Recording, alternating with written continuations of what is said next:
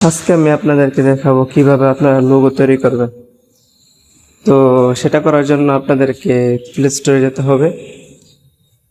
তো এখানে সার্চ বারে লিখবা আমরা গেনেমি।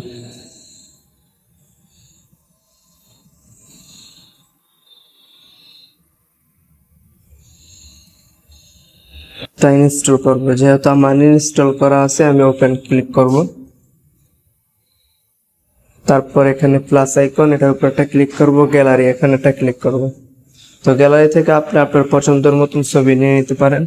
তো আমি একটা সিলেক্ট করলাম, অ্যাড, এখানে একটা ক্লিক করব। তো এখানে আপনাদেরকে একটা লিঙ্ক বসাতে হবে।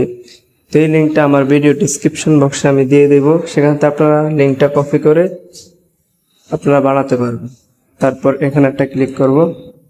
লিঙ্কটা ছাড়া আপনার লোগো হবে না, তো অবশ্যই আপনার ইন্টারনেট কানেকশন থাকতে হবে। কিছুক্ষণ অপেক্ষা করার পরে দেখেন অনেক সুন্দর একটা লোগো তৈরি হয়ে গেছে।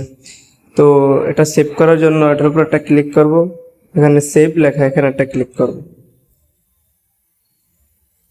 ওকে, আপনাদের ফটোটা সেভ হয়ে গেছে। তো এইভাবে আপনারা আপনাদের পছন্দ মতন লোগো তৈরি করতে পারবেন।